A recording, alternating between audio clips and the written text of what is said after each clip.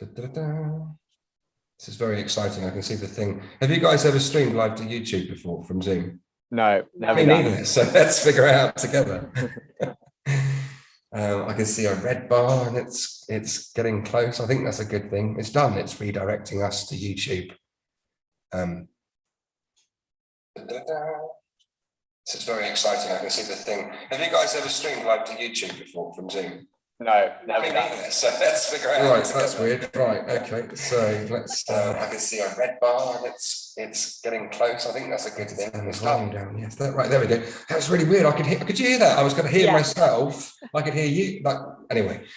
Right, everybody, welcome. Think like a rebel. I've got two rebels with me this morning. Welcome to Luke Netherclift and Maddie Booth, two rebels extraordinaire. Welcome to our YouTube live experiment. Morning.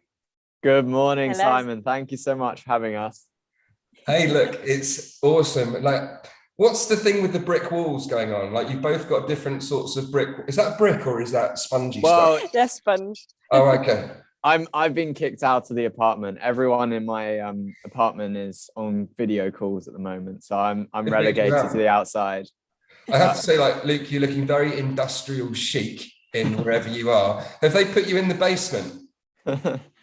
On the balcony, actually, but it's quite funny because I live in a 2-bedroom apartment with my co-founders, and there's 3 of us living there, and so I sleep on a lilo in the kitchen during the week. Of course you do. I guess that's part of my rebel mentality is I love sleeping this. on a lilo. If I had a spare room, Luke, part of me would want to offer it to you. Part of me goes, oh, you're going to make so much progress in your business by making that sacrifice. This is going to be one of those stories, isn't it? In 10 years' time, when you've got a business that's rivaling Tesla, you'll go, hey, Simon, do you remember when I was sleeping on a lilo in my friend's kitchen? Exactly. So, well, I'm just guessing, Maddie, you look like you're slightly more advanced. You're not industrial chic. You've got some fancy blue spongy things behind you. Whereabouts are you in the world right now? Yeah, I'm co-working right now in Solihull. Oh, I'm in a padded cell. Let's just call it that. That's what it reminds me of every time I sit in here. I love it, and I find it helps. So, Definitely. so look, this stuff is all about think like a rebel. We're going to find out a little bit more about the business that you're running, Luke, and that you're running, Maddie.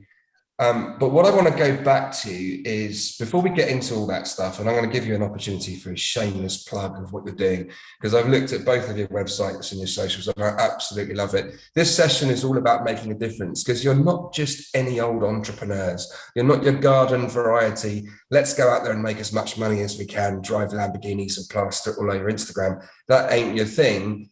Both of you are driven by making the world a better place, either in the projects that you're doing now or the projects that you were doing before the business that you're doing now, or a bit of both. So I'm really curious. We're going to get into that thing of how to make a difference. But I think my first question, Maddie, when you first realized that you wanted to be an entrepreneur, how old were you and what was your first business idea? Oh my gosh. Mine's actually a really long time ago. So when I was 8 or 9. 8? Yeah, okay, this is a really rogue story.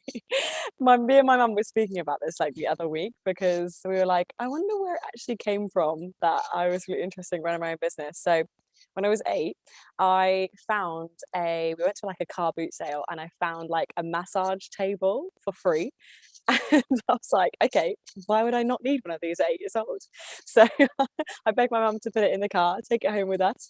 And for the next couple of years of my life, I used to make my mum pay for me to paint her nails, to give her massages. And I used to do it with my sister as well, and any friends and relatives that came over to stay for Christmas, my birthday. I'd charge them, and I had this little pocketbook, you could call it, where I used to charge them 20p for me to paint their nails or do anything like that. So this is that's amazing. where I realized it came from. Right, we need to make sure that this video gets in front of my son's generation. When he sat watching Minecraft videos, I want this advert to pop up that says, I used to charge my family for painting their nails when I was 8. Have you started your business yet, kids? Maddie, that's It unbelievable. was very bizarre, but yeah, I mean, I didn't really realize it until lately. I was speaking to mum about it, and she was like, "Oh, do you remember?" Because she found, because they're moving out of their our like family home, and they found all of like the books that I was like charging. I made quite a lot of money over a couple of years. Absolutely phenomenal. Like in a minute, you're going to tell me that you invested it in an index fund, like when you were 10. That's No, no. absolutely phenomenal. Like, okay, so confession, I was 30. But anyway, let's move on from that. Luke, how about you? How did it roll for you? Well, I was a little later than Maddie. So how it started for me was I really wanted to go on a school trip. And my dad said, we'll pay some of the money and you have to raise, I think it was 25% of the money that it cost to go on the school trip. So I didn't have any jobs or income at the time, so I needed to find a way to make a bit of cash. So what I loved doing was baking. My mum's an amazing chef, and so I got a cake book for my 12th birthday, and so I started flicking through, making a few cakes, and realized that I was pretty good at it. So then for the next couple months, I'd just knock on people's doors. I had this, now I look back on it, it was awful, but I thought at the time it was this wonderful like flyer that I put in people's letterboxes, and I go around selling cakes, and I managed to raise enough money for the school trip. And after that, I continued selling them because I really enjoyed it so much. So I did it for the next couple of years, just going around, and I sold it to like pubs and cricket and football clubs. And I think it was a bit like Maddie, that I didn't really realize that I was an entrepreneur really until I was reflecting upon this, like maybe 7 or 8 years after I actually like went on this entrepreneurial experience. I love that. And quick question, Luke, cake making, art or science? I hate that sort of question. It's both. Like, I think science. I think you're right. I tell you it's why. a science, but I hate recipes. Like I'm big. Just why I don't make cakes, Luke. I make cakes for my kids at the weekend, and they came out like granite. So that was when like a bit of this and a bit of that doesn't really work in cake making for my level of experience. Anyway, I digress. So you make cakes, you sell cakes, you paid off your dad, you moved to the Algarve. And this is the wonderful thing about business, isn't it? It doesn't matter when you start. It doesn't matter if you're 80 or 8. You know, you can have an idea, have a go at something, and give it a run. I'm curious about you guys going through school and college. Did that continue through your teens, or were you sort of immersed in exams and grades and getting to uni and all that sort of stuff? What was that like? That period of time like for you guys? Do you want me to start? Yeah, go for it, Maddie. Yeah. So yeah, I mean, for me, it definitely carried on. So I really, really wanted to go to a grammar school, and I was from a single parent family, and there was no way that my mum could have afforded to put me into that school. And so basically, I just worked my ass off to get a scholarship into that school. And then when I was there, basically, you had to to keep your scholarship, you had to just work incredibly hard so that you could get the grades to stay in. So that kind of took over my mentality.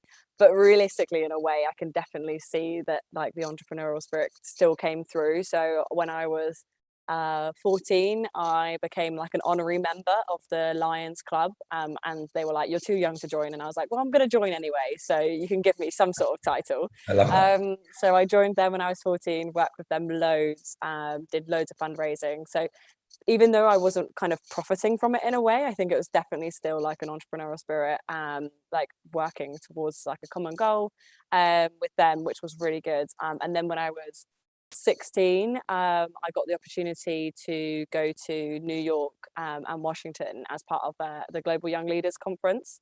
And for that, I had to raise like, I think it was really expensive. Now I look back at it, I was like, oh, how do I do that? I was like £2,500 that I had to raise for this trip. And for that, I had to do a lot of bake sales, a lot of begging people, pitching. Actually, I pitched a lot about what it would do for me as an individual to get the opportunity to go.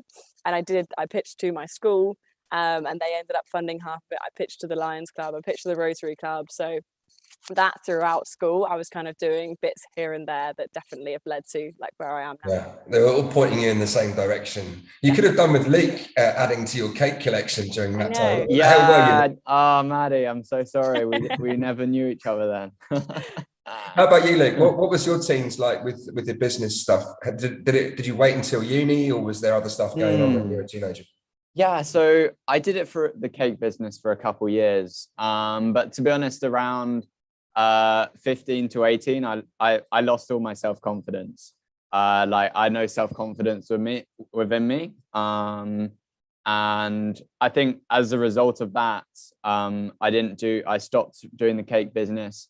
All I did was focus on schoolwork. And I became really driven in that. So I think there's a real big lesson there that if you want to be able to run a business and do something incredible like that, you need to be able to support yourself and look after yourself and have it within you. And I think working on yourself is even more important than working on your business often. And then when I came back to university, or when I went to university, I built a lot of that confidence back up, and I joined someone else. I joined another small startup who were running an amazing project, and getting that responsibility and just seeing how that worked really was like, okay, I'm loving this, but I think I can do it myself. And that's when I made that leap into starting my first project, which was, in the end, it never really came to anything. But I think it's all about just learning and starting up. And even though that failed, and then my next idea basically failed, then what I'm doing now is like my kind of third idea that I'm working on in 3 years.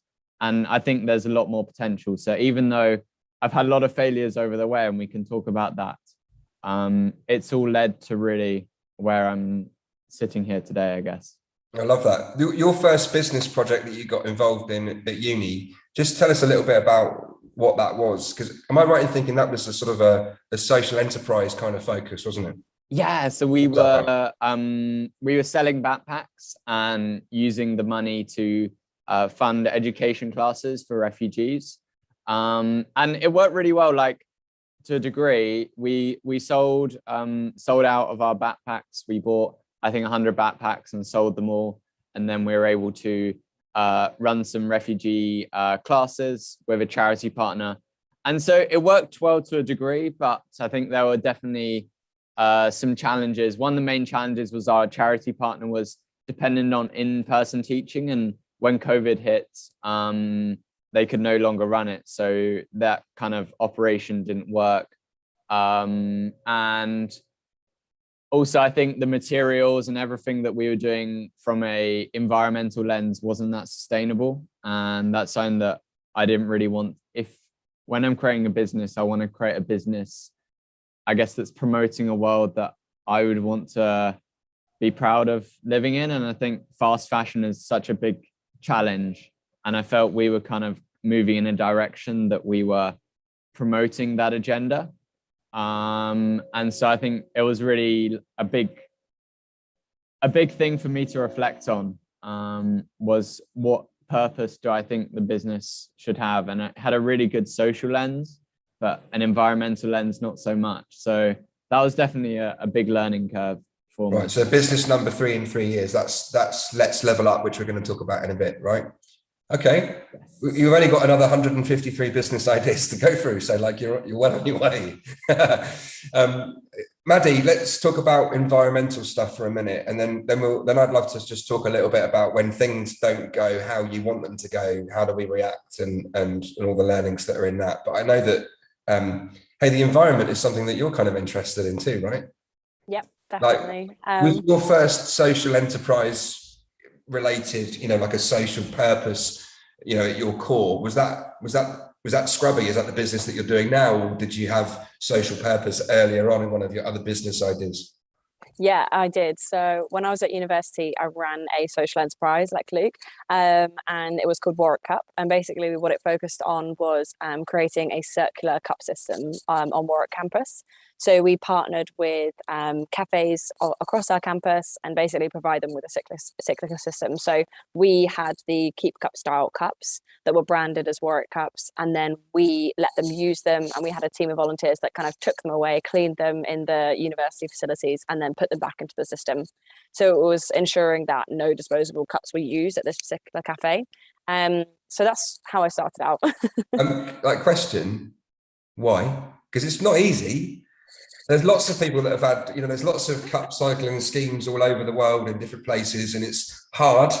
Oh God, yeah. Because you've got to change behaviour, both in terms of the sellers as well as the buyers of coffee. Like, why did you do that? What on earth were you thinking, Maddie?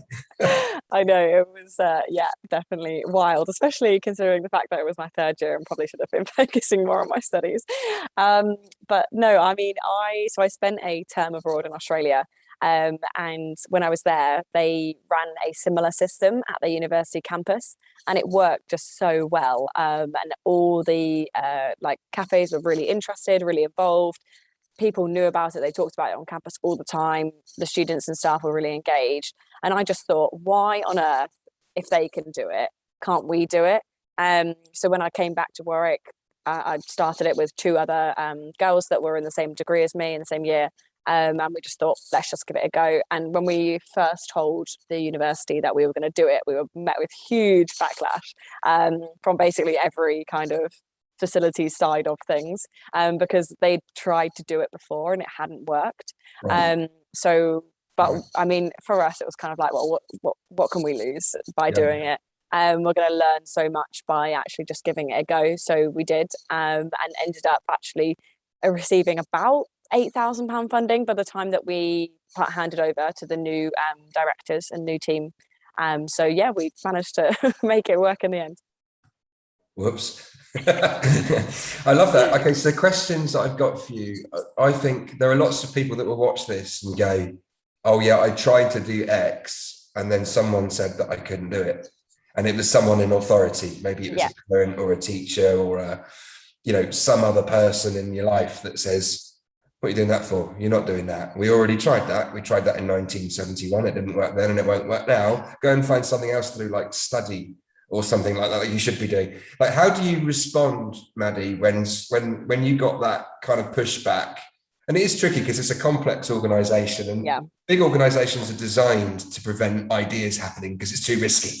Like, it's like, we like things as they are. Don't change anything. It works. So like, how did you respond and what did you learn from kind of going, yeah, well, we'll see about that?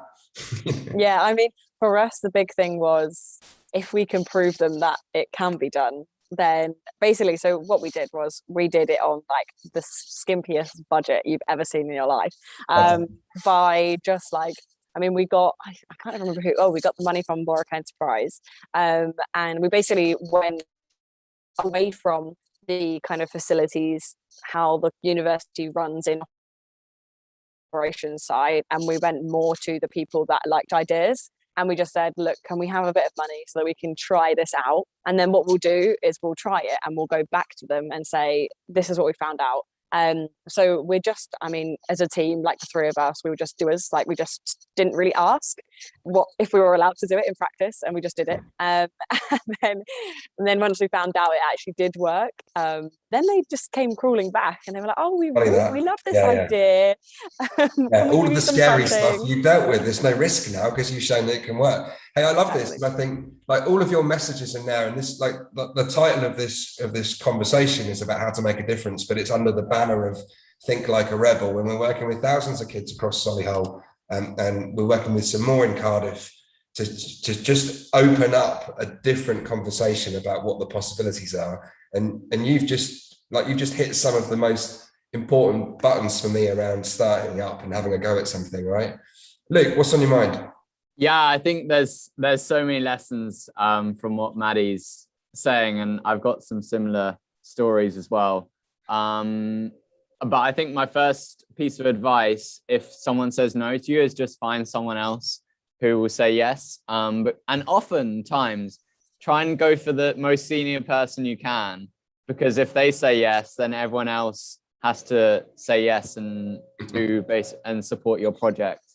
But at one point, the first business that I joined, we were selling curries and fruit salads on campus, and we were doing it for a circular model where we were getting food that was going to be thrown away in a fruit and vegetable market. And then we employed single minority women in Coventry to make it and turn it into these delicious fruit salads and curries. So it was making an incredible social and environmental impact. And we brought it to our campus where we were. And within about 4 weeks, we were told to shut down because we're basically taking too much money away from the university restaurants, because it was really good quality stuff. People were really getting behind us. So in the end, we spoke to lots of teachers who supported what we're doing. They didn't have the financial interest, and they said, just come to our common room and you can sell here, and that's all good.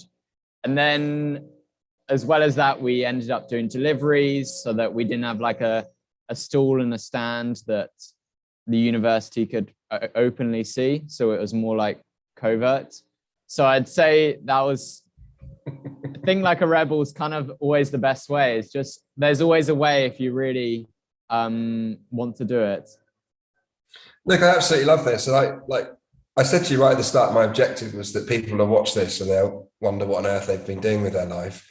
I'm listening to you two wondering what on earth I've been doing with my life. This is so cool. And no, you're good, Luke. It's all good. And I guess the thing that's gone through my mind is, why make a difference?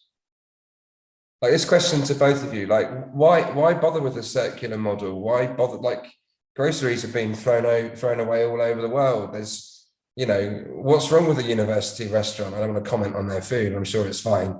But what is it about the circular stuff that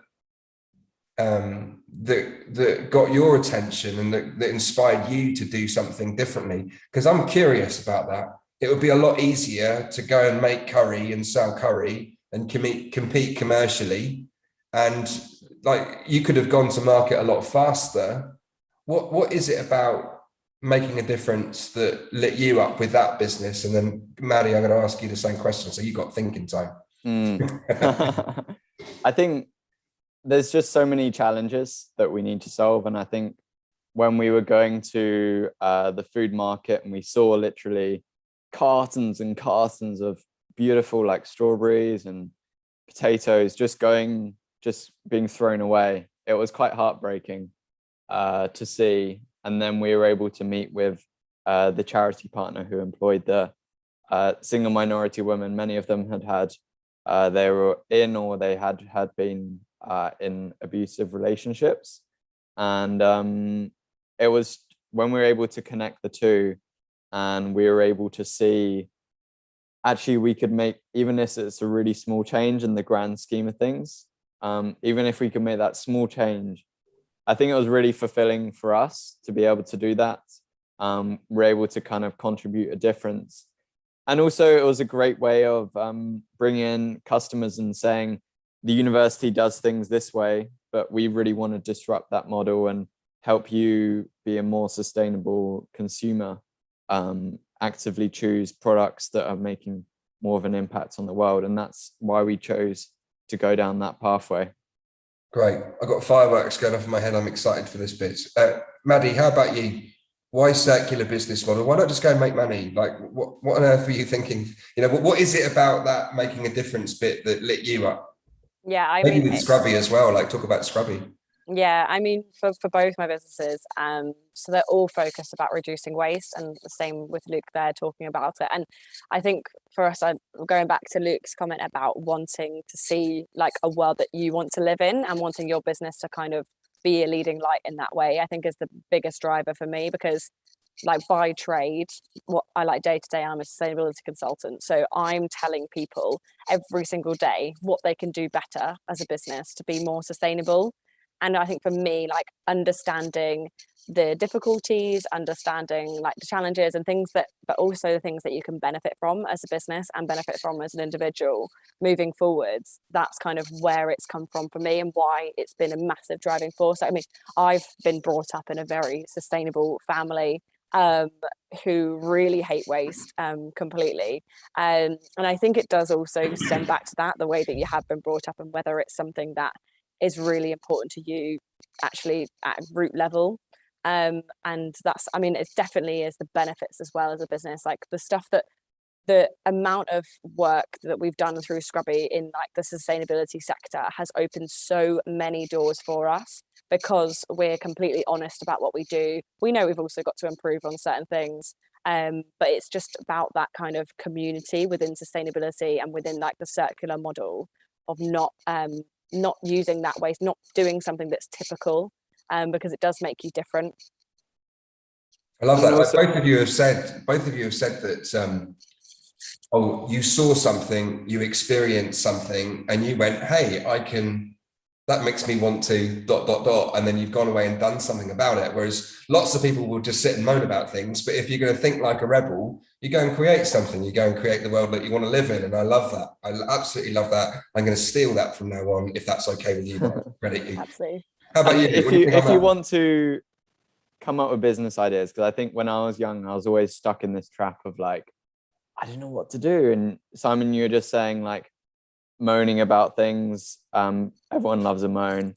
And what you should really do is just listen to what people are saying when they're moaning. And then you'll find lots of different problems that actually you could maybe solve through your business, because that's really what the pain points people are facing. Because ultimately, that's what a business is doing. It's delivering a service to a problem that an individual is facing, and you're making their world better in some way. So I think listen to moaning and embrace moaners in your life as much as you can is what I'd say to that. Definitely. But I also think the best thing about that is there's like, if you just look at food waste, for example, there's this one problem, but there are 3,000,000 solutions that can be used for this. Like with Luke, what he was doing with Scrubbee, we upcycle food waste. I know there are thousands of other companies out there doing different things. So I think the most important thing is to like look at what Luke says, look at what people are moaning about, look at what the problem is, because there's not just going to be one solution, and there should never be one solution, because then you're kind of monopolizing the market anyway.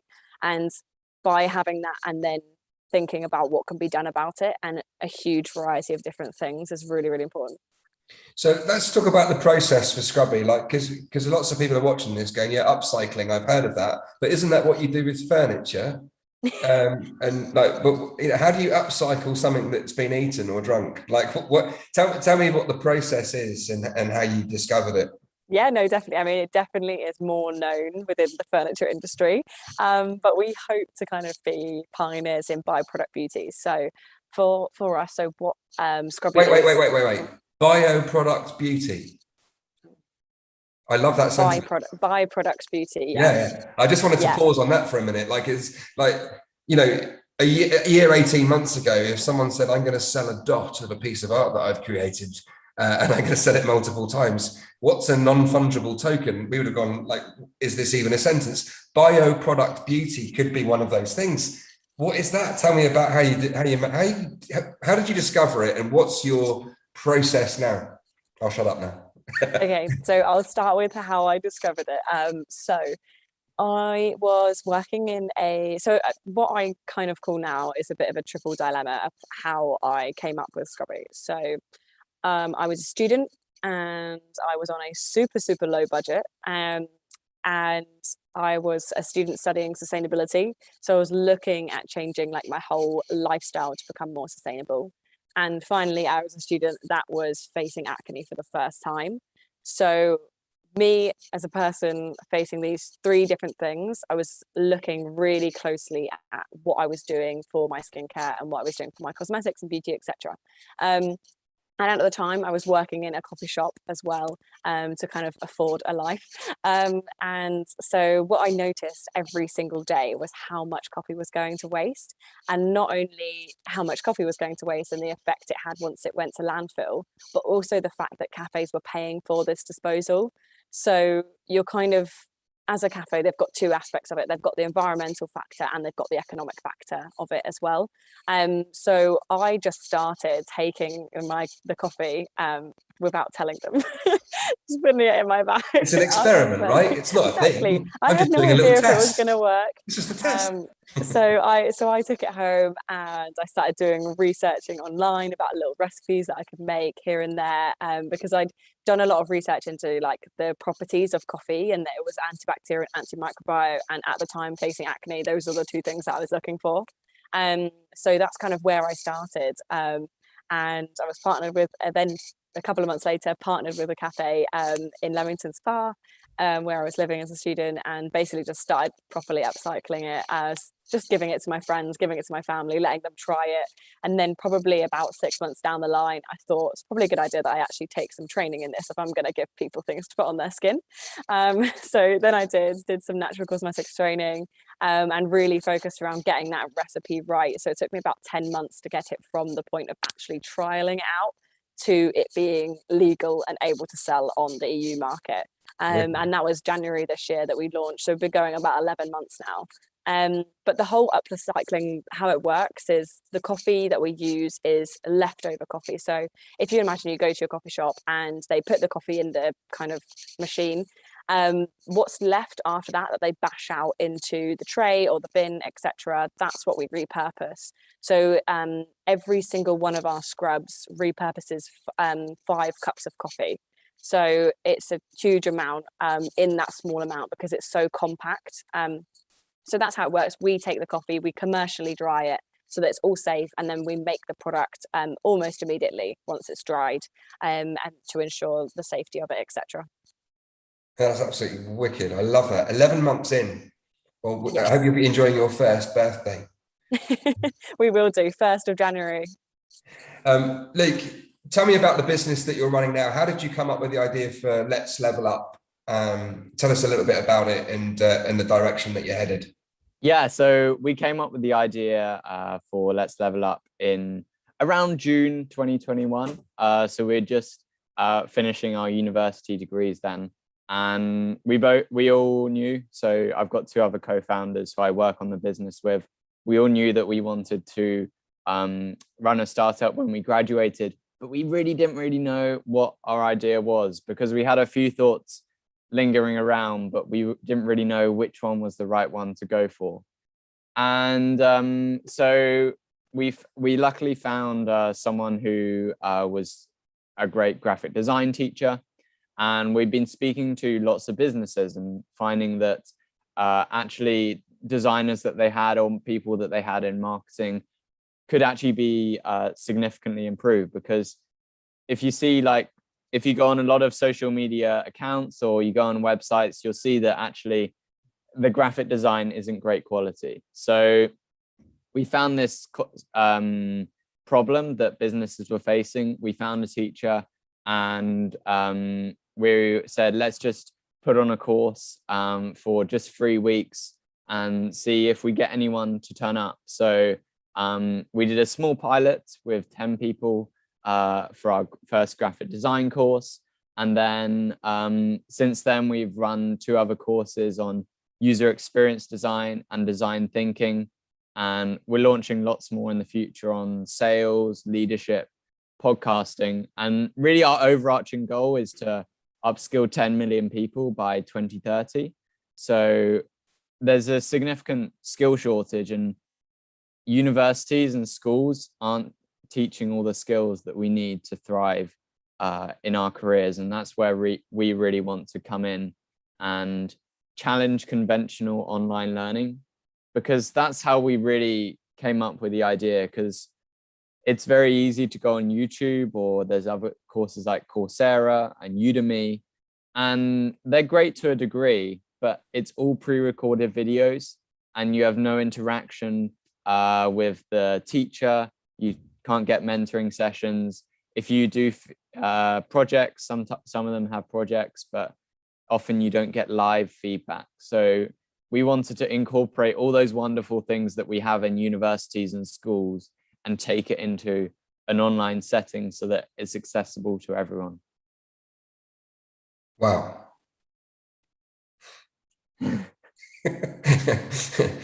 I'm just listening to you two going, okay, you're driven, you've had experiences that have led you to come up with ideas, you're bootstrapping stuff, you're sleeping on your kitchen floor on a lilo, Luke. And like Maddie, as a student, I know what budget you had to invest in your business. So, but Simon, let's not bullshit. Sorry, bleep. Sorry if the shit. Slightly. Yeah, I know. I love sailing too, Luke. I love sailing too. I don't really want to like glamorize it too much because I worked really hard. Like last night, I was up to 1 a.m. working, and like it's tough. You have to put in a lot of hours, and you have to sacrifice things along the way, like sacrifice maybe time with friends or family or having fun or other activities that you want to do.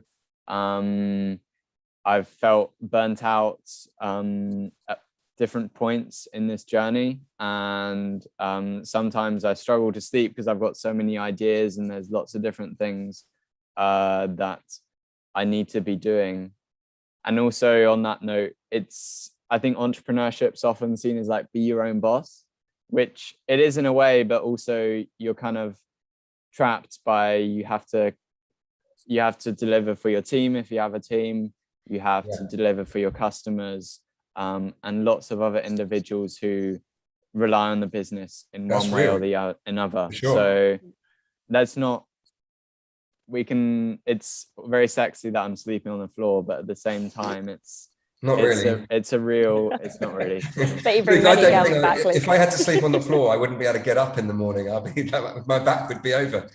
So this is a really, really important point, because I think the question I was going to ask both of you is, especially you, Luke, in the position that you're in, like you've just described, what do your family think of this? And wouldn't it be easier to go and get a job? Because you are both of you are very, very employable. And, you know, one of the biggest challenges for growing businesses is to find amazing people. It's the toughest thing to do. Maddie, you're about to discover that if you haven't already. I definitely. What do your family think of you sleeping on the lilac? By the way, do they know? They're just finding out. They do Mom, know. hello. Yeah. And Mrs. Nethercliff, really sorry about that, but you're an impressive young man, but you're putting yourself through lots of hardship. Why do you do it, and what do your family think about it, and how do you deal with that? Yeah, it was a tough sell, to be honest. But as entrepreneurs, you've got to be selling 50% of your time. So I guess it was good practice for that. But no, it was tough to convince them that this was the pathway that I want to go down, because it's foregoing a lot of security. And while my family's not really a family of entrepreneurs, so it wasn't really ingrained into their mindset that this is actually like a typical pathway that you can go down when you graduate from university or leave school. So it was a tough sell, but I think when we're able to make a little bit of money and show that actually there is something here with what we're doing, it became a lot easier to doing it. And I'd say my piece of advice was, say to your parents or whoever, say, if I can live at home, or in my case, I can just sleep at my co-founder's kitchen, I'm not really spending any money. The only thing that I'm really losing is time at this stage. And when you're young, you have that time often. You might not do, you might not be able to be in that position, but if you're able to have a little bit of time, and that's the main thing that you're able to lose, then maybe it's worth just taking the shot. Yeah, for sure. Like, it's when you're old and wizened like me with children to feed, it becomes more challenging. I've tried both, by the way, and yeah, I can definitely recommend doing this stuff when you haven't got any outgoings or very low outgoings. Maddie, how about you? How about the hardships? Let's talk about the real stuff, because again, you could walk into a job tomorrow morning and get very, very well paid with your skill set, How do you handle that stuff and the challenges and the pressures? Because you're not just doing one thing, you've got like several hats. Yeah. How do you deal with that? Yeah, it is definitely like completely vouch for Luke. It definitely needs to be covered a lot more. And a lot of people, well, one person said to me the other week, I was like, oh, I'd absolutely love to be you because you've just got your own freedom. You can just decide what you're going to do when. And I just looked at her and went, you would not, trust me. Yeah. So I mean, I am in a strange situation because I'm part-time employed.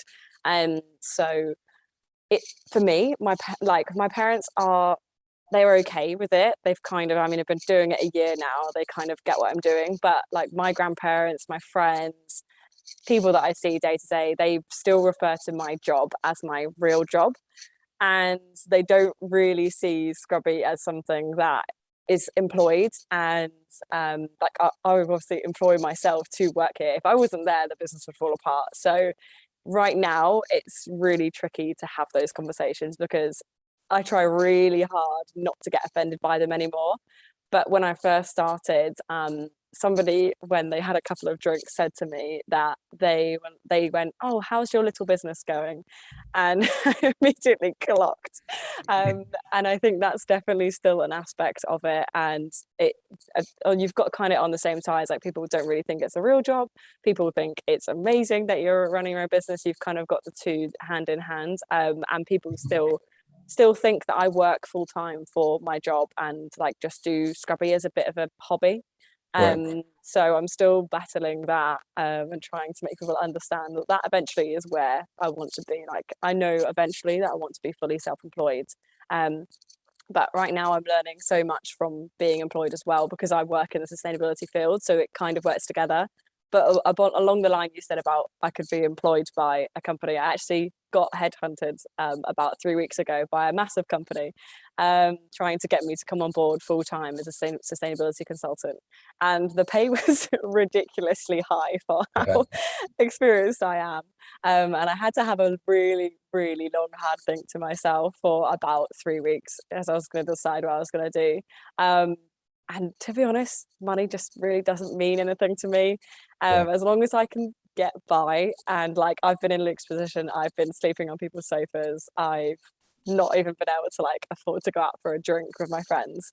And I think, I mean, I'm like, as I mentioned, like I'm been brought up by a single mum who's had to bootstrap her whole entire life. So it doesn't scare me. It doesn't scare me not being able to afford things. And I've just kind of somehow managed to make my way through life. And now I think if I'd looked at myself now as a 18-year-old, I would think, okay, she's doing okay. Like she's able to do what she So wants. here's the thing, then let's get into this. Like, I want to dive behind this thing. Like, this is one of my last questions, but I think this is really important. Based on everything that you guys have just said, and I resonate with everything you've said. Like, it is, you know, if you want an easier life, go get a job. Like, it's a hell of a lot. Like, you know, but what's the payoff? So here you go, you're bootstrapping everything. You're not making the same money as your friends that left the same university as you with the same degree, and they're coining it in, and you know, you've got the mental health stuff going on. Luke, I've been on that journey. If mental health was a game of bingo, I'd have all the numbers ticked off. You know what I mean? I've had house. You know what I mean? And so I've got that stuff. I've got managing my ideas. I've got sleeplessness. I've got all of this stuff going on. I'm trying to hire people. I've got to sometimes grab a part-time job that I don't necessarily always want to do because it takes me away from what my main goals are. And I've done that too. I've worked in jobs that, you know, just to get a side hustle up and running, and it doesn't always work. It's tough. So why do we do it? What's the payoff? There's got to be some kind of payoff.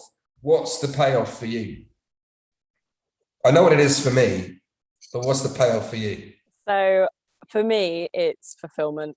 Completely. I know that, I mean, I've done it before and not worked on anything else, just working for someone else. And the amount of times I'd go home and think about quitting was ridiculous because I knew my heart wasn't in it. And I just knew that I wasn't being fulfilled. Like I would constantly have things on my mind about, oh my God, I could do this. Oh my God, I could do that. That'd be amazing. And I don't like the feeling that I know I could be doing something that makes me happier if I'm doing something else and I'm working for somebody else's goal. I think at the end of the day, I don't, as a person, maybe it's selfish in a way. I don't want to work for somebody else's dream. I've got so many dreams that I want to do. So why the hell not? Shouldn't I work on at least one of them? And I think at the end of the day, it does come down to fulfillment. Like when I work on Scrubbee, when I work on my own business, my own goals, the amount of kind of fulfillment I do feel in myself is so much higher, even if there's no money coming in, even if I'm crying because I've been so behind on everything and been through a huge amount of mental health issues over my time. I think I just know I'd be a completely unhappy person if I was working towards somebody else's goals. I was about to offer you a job, Maddie, and you just talked yourself out of it. Like, you don't want to work for someone else, you want to work for you. I love that. How about you, Luke? What's the payoff? Why do you do it? Yeah, I think I can resonate with a lot with Maddie saying. I think I love building something that I guess I own and I'm contributing to, and it's towards the vision that I have of where I see the world going in the future. And when I was doing other jobs, I'd always just be questioning, I could be doing this myself. There'd be other ways that I would go about this, but fundamentally, I think entrepreneurship there's lots of different skills, but it's being able to create that vision and then doing tasks repetitively or different tasks to go about creating that. And I felt like I had the skill set to really build my own business. I also love just meeting other entrepreneurs and the opportunities to meet such incredible people that I think often you don't get if you're in certain jobs. I think the self-development is huge. And I know that if I did want to get the job in the future, I would have so many learnings and lessons that I could bring into that. And I mean, we're in the business of upskilling, and I love just learning and developing myself. So that's one of the reasons why I love what we're doing. And I think, yeah, the amount that I've learned in the last couple of years has been huge in terms of myself, and that's been reflected in the business. So yeah, I'd 100% echo that. I mean, I think the thing is, I never worry about Scrubbee failing because I know the extent of the knowledge that I've gained from being a founder, a director, a marketing officer, a web developer, everything that I would be able to do to just like, if that fell one day, I know a week later, after a lot of crying, I'd be able to just pick myself up and start a new business or start a new idea or do something because I've got all of those skills, that holistic, that you just don't learn from being kind of employed in a certain role, because you are kind of streamlined into doing a certain thing. And I mean, that's how businesses work. We need people that are good at certain areas. And I know that I'm not great at marketing, so I outsource that. So it's definitely like making sure those holistic skills are being learned. And again, with the like self-help side of things and self-improvement, it's so important because your business is you at the end of the day. So if you're not 100% there, either whether that's mentally, physically, emotionally, that shows. And I think I 100% prioritize my health over everything. And I think that's a massive aspect as well that I probably wouldn't do as much if I was employed. Yeah, that's super interesting. So look, just one thought about the vision bit. Did you know exactly what you want the thing to become at the beginning? This is to both of you. Or did you just go, oh, I think it's this, and then the thing that you wanted to create started to reveal itself the more action that you took?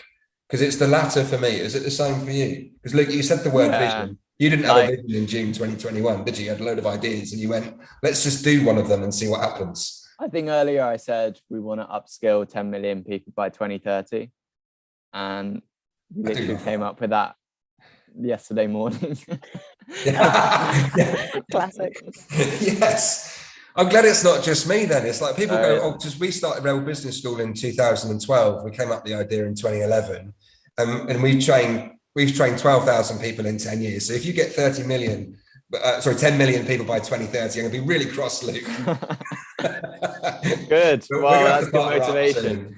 We're going to have to get Maddie. You're going to have to come on Rebel Business School courses and teach new business owners how they can be more sustainable. Luke, we've got to figure out how we can do some kind of time with Let's Level Up. Maddie, where can people find out more about your business? Please do a shameless plug for Scrubbee right now. Absolutely. So we're really active on all social medias. So Instagram, Facebook, Pinterest, TikTok, you name it. It's at Scrubbee UK. Spelled with 2 B's and 2 E's. People spell it wrong a lot, you'd be surprised. And if you want to get in contact with me, just my name is Maddie Booth on LinkedIn. I share loads of stuff about sustainability all the time, and I'm also very annoying on LinkedIn because I will badger people and tag lots of people in things that I think are useful. And I love tag that. I Luke look in forward lots to of that. things. Please shamelessly tag me, Maddie. Scrubbee.co.uk and Scrubbee UK on all of the socials. How about you, Luke? Where can we find out more information about Let's Level Up? So you can type in letslevelup.io, or just type in Let's Level Up on LinkedIn or Instagram. And yeah, you can always just reach out to me as well. Luke Neverclift on whatever social media you use. I'd love to be able to support you. And if I can help in any way, please do let me know. So yeah, thank you so much, Simon. Thank you so much, guys. It's been absolutely awesome. Please can you just stay on for 30 seconds while staying in the live stream. I'm going to stop, say bye to everybody. Please wave, please smile. Let me get nicely. There we go, nice. And it's been brilliant. I'm so inspired from chatting to you both, and I hope everyone watching this video feels the same.